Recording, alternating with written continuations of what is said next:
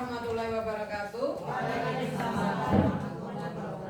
Terima kasih Bapak Ibu sudah meluangkan waktunya untuk mendengarkan atau mengikuti paparan saya, yaitu tentang mengimbaskan tentang budaya positif yang telah kami pelajari pada program calon guru penggerak, yaitu pada modul 1.4, yaitu tentang budaya positif. Nah, budaya positif yang akan saya paparkan di sini yaitu tentang disiplin. Budaya positif itu ada terdiri dari misalnya disiplin positif.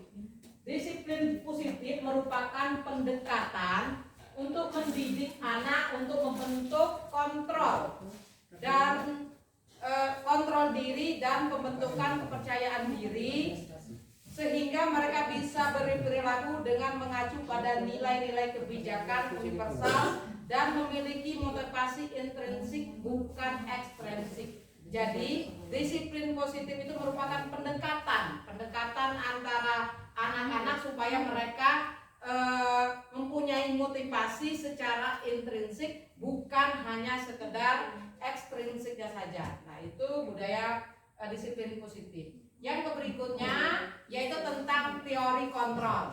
Nah, teori kontrol di sini di mana kita berusaha memahami pandangan orang lain tentang dunia, bahwa setiap tindakan memiliki tujuan dan kita hanya bisa mengontrol diri kita sendiri, kita tidak bisa mengontrol orang lain. Nah, jadi maksudnya di sini kita sebagai teori kontrol itu kita hanya bisa mengontrol diri kita sendiri, tetapi kita tidak bisa mengontrol orang lain. Misalnya kita tidak bisa memaksakan anak kita tuh harus seperti yang kita. Jadi kita hanya bisa mengontrol itu diri kita sendiri yang bisa kita kontrol. Tetapi baik kita, murid kita, teman kita, anak kita, suami kita, itu tidak bisa kita hanya mengontrol, tapi kita hanya bisa memberikan saran paling sama mereka. Yang bisa kita kontrol itu hanya diri kita sendiri.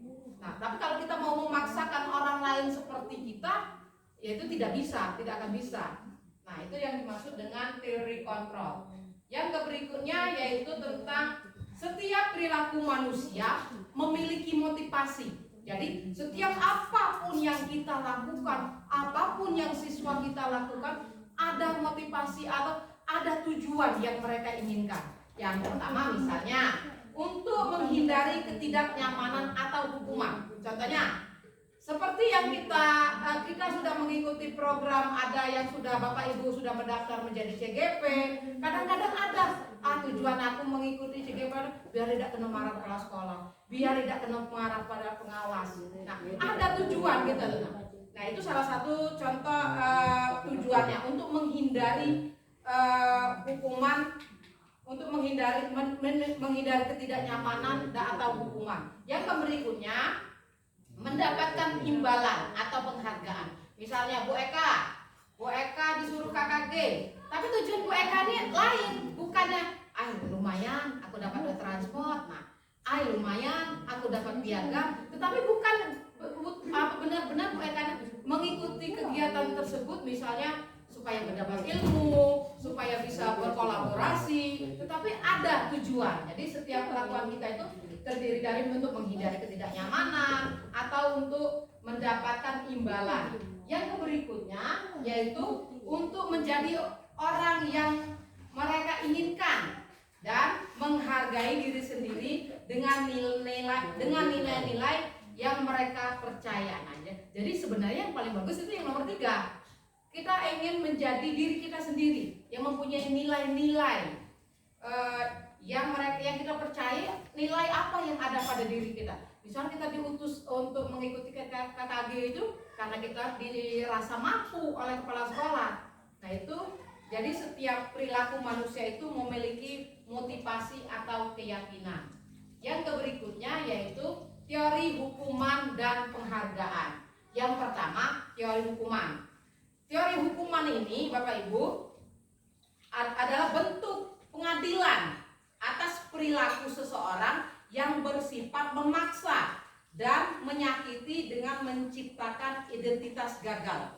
Nah, Nah, jadi kalau teori hukuman itu kita mengadilin, misalnya siapa yang mau kita misalnya siswa yang kita hukum, misalnya siswa membuang sampah sembarangan, kita hukum, kita marah. Nah, itu ibaratnya kita menyakiti itu tidak mesti secara fisik, tetapi dengan mengeluarkan kata-kata kasar atau kata-kata bentakan itu mudah menyakiti, walaupun itu menyakiti perasaan. Menyakiti perasaan itu lebih bahaya dibanding kita menyakiti fisik, walaupun sebenarnya fisik pun juga tidak boleh.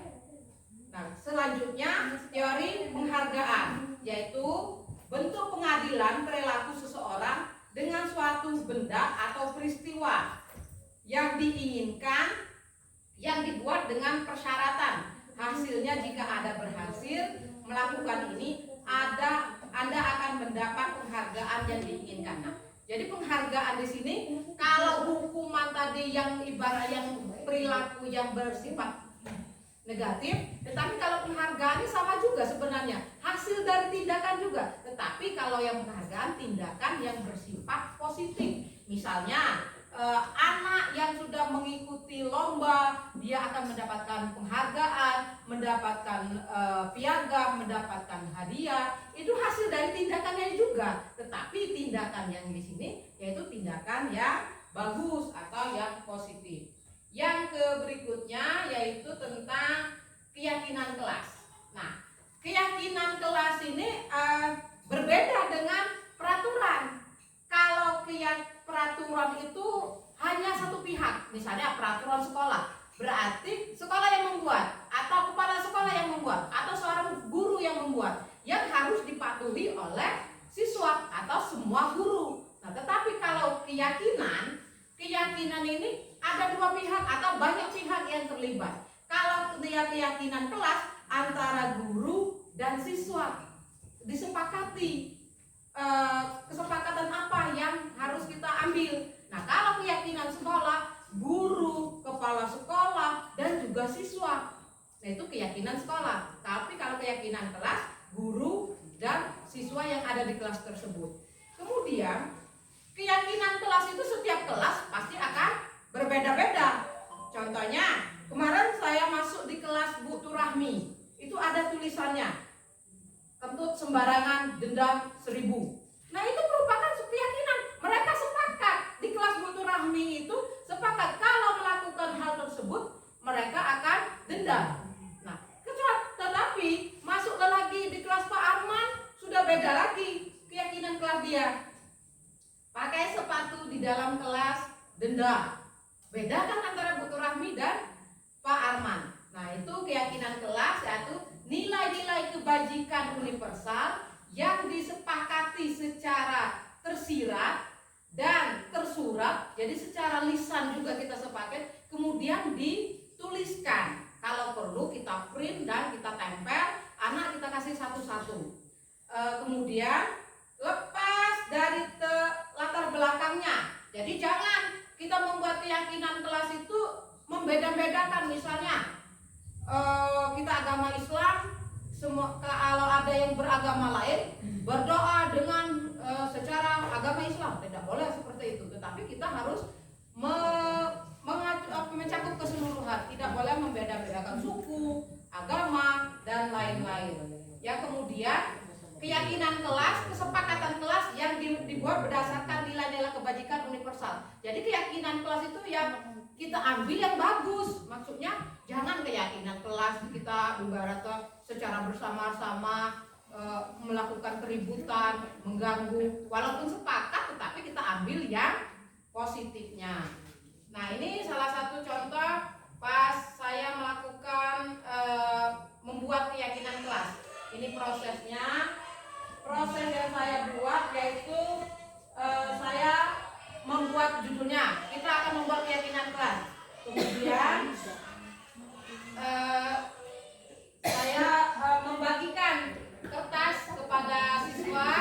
Mereka saya minta untuk menuliskan apa yang mereka inginkan di kelas ini. Di kelas saya ya.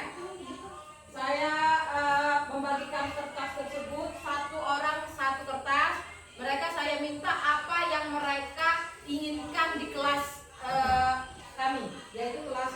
4B.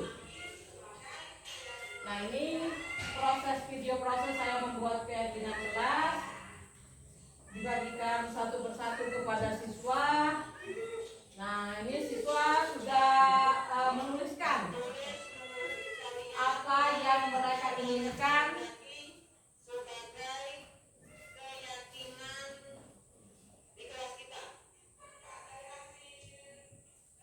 setelah mereka tuliskan, kita kumpul karena ini merupakan menulis keyakinan, jadi harus kita sepakati, bukan hanya keinginan. Misalnya ada anak saya namanya Azil, hanya keinginan Azil saja, atau hanya keinginan Naifa saja.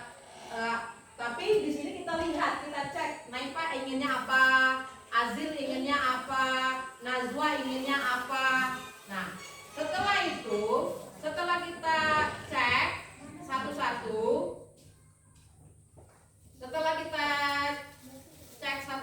dari apa keinginan mereka, baru kita sepakati apa yang paling banyak mereka inginkan.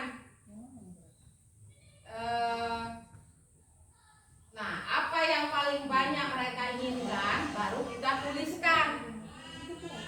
Nah, misalnya seperti ini, setelah mereka saya minta menuliskan, baru kemudian saya menyimpulkan apa yang mereka inginkan tersebut. Nah, ini contoh kesepakatan yang ada di kelas 4B, yaitu datang tepat waktu, berdoa sebelum dan sesudah belajar, selalu menjaga kebersihan kelas, saling menghargai dan menghormati, menyelesaikan setiap tugas, mencerminkan profil pelajar Pancasila, saling menyayangi dengan teman, belajar dengan semangat. Nah, itu keyakinan kelas yang telah kami sepakati di kelas 4B.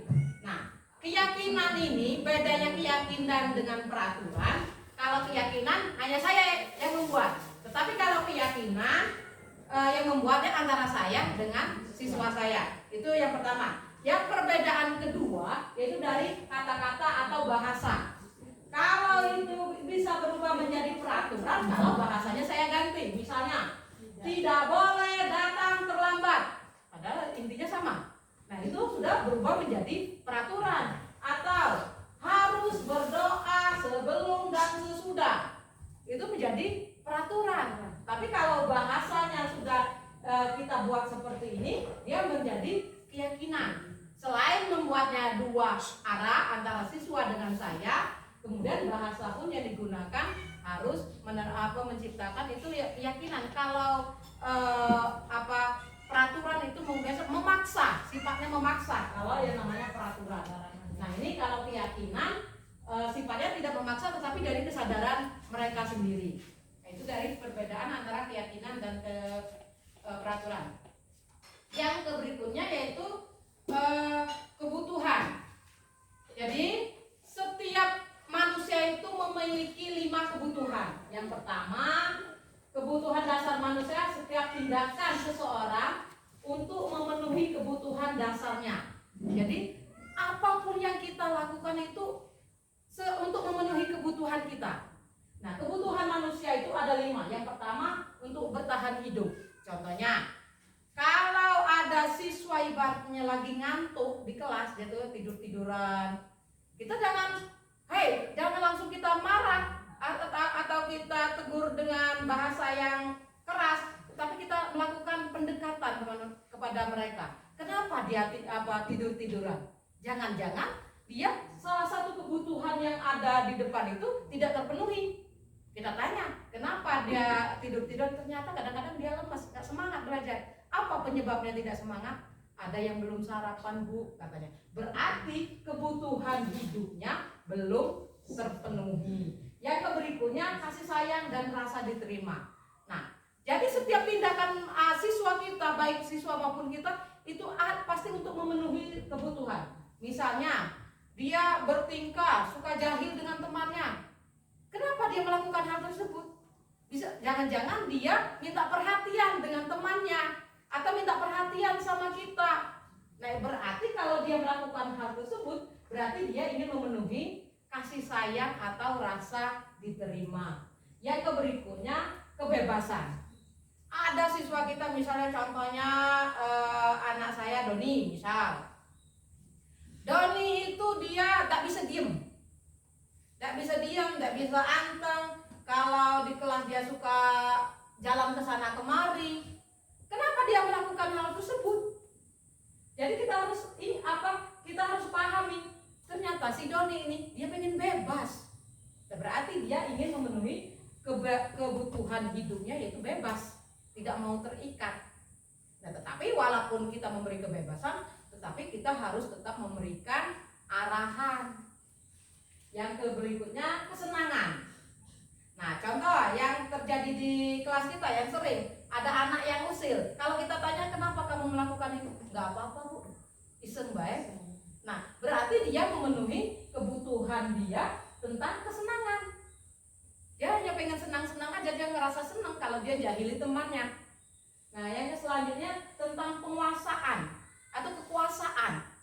Nah, misal kalau ada anak yang jahil, dia ingin supaya si anak takut sama dia, supaya dia temannya itu tidak berani sama dia. Dia merasa saya ini orang, teman-teman saya takut sama saya. Jadi dia ibaratnya usil, jahil dengan teman. Jadi dia untuk memenuhi kebutuhannya tentang kekuasaan. Jadi setiap tindakan dari kita, siswa kita, maupun siapapun itu berdasarkan untuk memenuhi 5 kebutuhan itu. Yaitu ada kebutuhan hidup, kasih sayang, kebebasan, kesenangan, dan penguasaan. Betul nggak itu? Apa yang kita lakukan berdasarkan itu semua nggak? Iya. Contohnya saya melakukan hal ini untuk apa? Ya untuk melakukan tugas. Nah, ada termasuk ke situ rasa diterima. Oke, yang berikutnya yaitu kalau kita sudah memahami tentang apa kebutuhan anak atau apa kebutuhan manusia, lanjut kita posisi kontrol. Posisi kontrol kita ini ada 5. Yang pertama yaitu penghukum. Nah, kalau ada anak yang melakukan kesalahan, kalau kita bertindak sebagai penghukum, misalnya kita akan bertanya, patuhi peraturan saya atau kamu akan awas nanti. Nah, itu berarti kita memposisikan kita sebagai penghukum, memberikan ancaman atau memberikan hukuman, atau kamu selalu saja salah, tak benar-benar.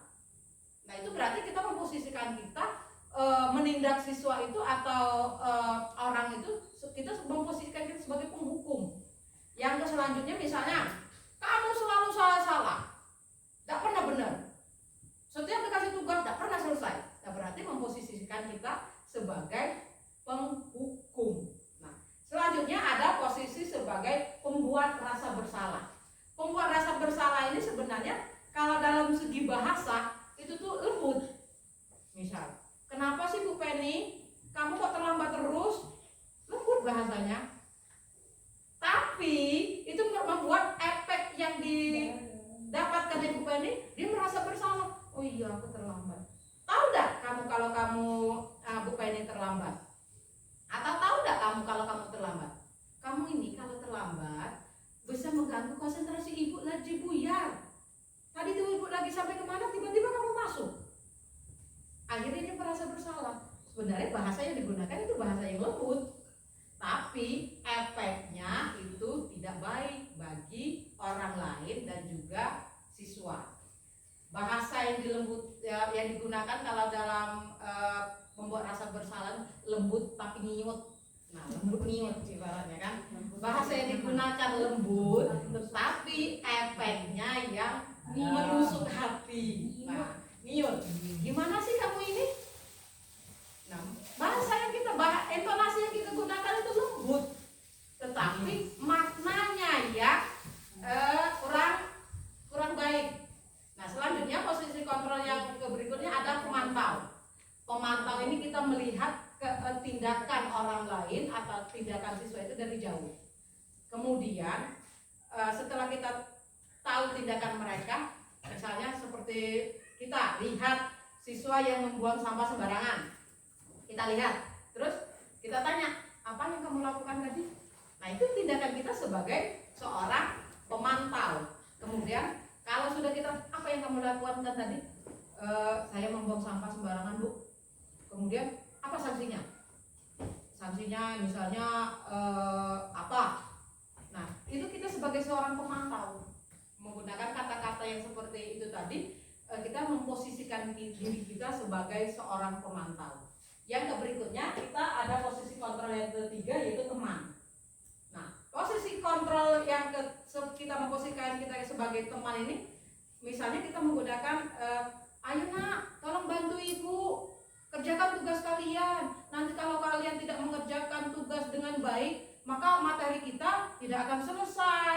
Kalau materi kita tidak selesai, ibu bisa kena marah nanti, kena tegur kepala sekolah, kena tegur pengawas. Nah, itu memposisikan kita sebagai teman. Tetapi walaupun kita memposisikan diri kita sebagai teman, efek yang diambil oleh anak atau oleh siswa itu bisa salah mengartikan mereka.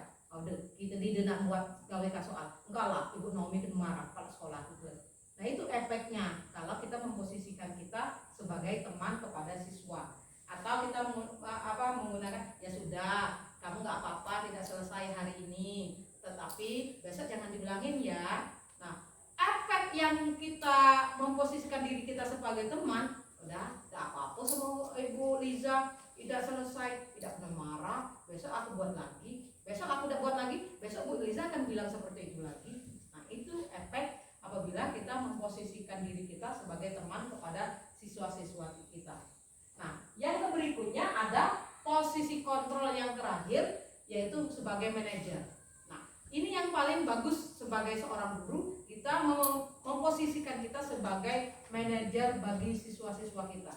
Dengan misalnya, apa yang kita yakini, misalnya ada siswa yang membuang sampah sembarangan nih. Kalau di posisi pemantau tadi, apa yang kamu lakukan?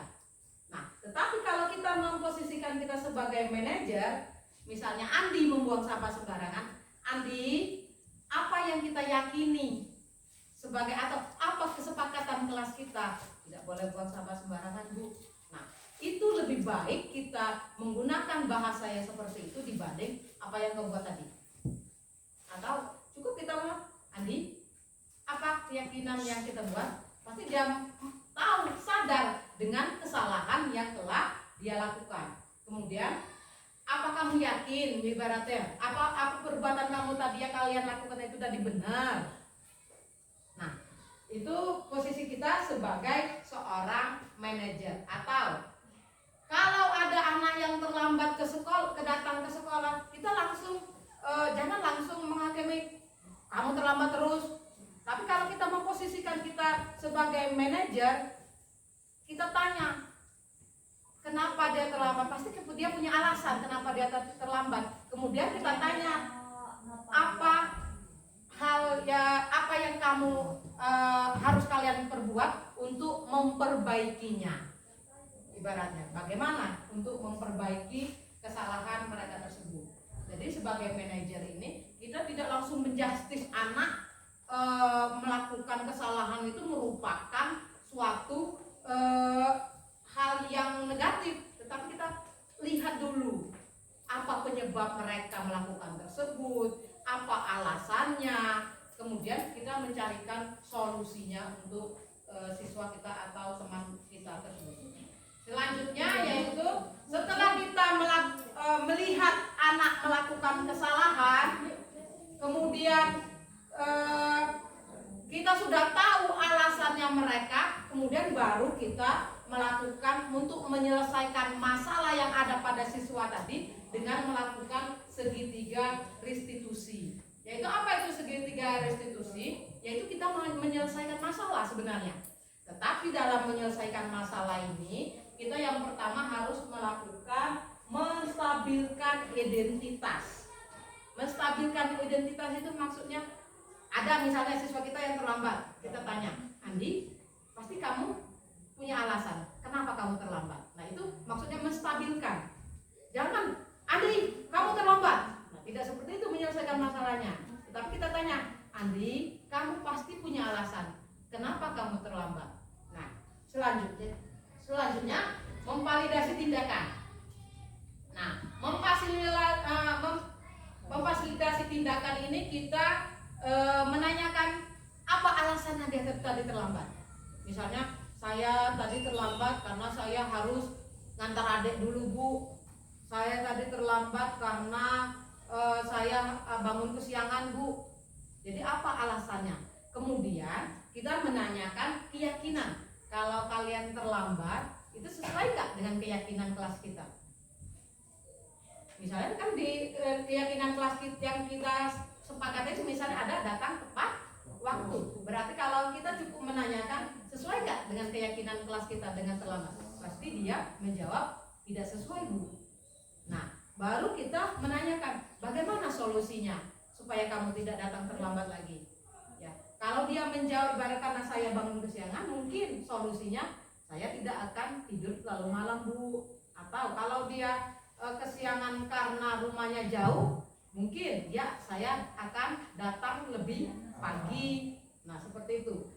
Nah misalnya kalau bapak ibu guru yang melakukan tindakan ibaratnya kesalahan, pasti kita punya alasan kenapa terlambat. Nah kemudian besoknya lagi bagaimana supaya kita tidak terlambat. Kira-kira seperti itu juga yang harus kita lakukan kepada siswa. Jangan langsung menjustis atau langsung kita bertindak sebagai penghukum. Nah, demikianlah Bapak Ibu, ada yang mau ditanyakan? Sudah paham? Nah, kalau sudah paham, terima kasih atas waktunya. Saya akhiri. Wassalamualaikum warahmatullahi wabarakatuh.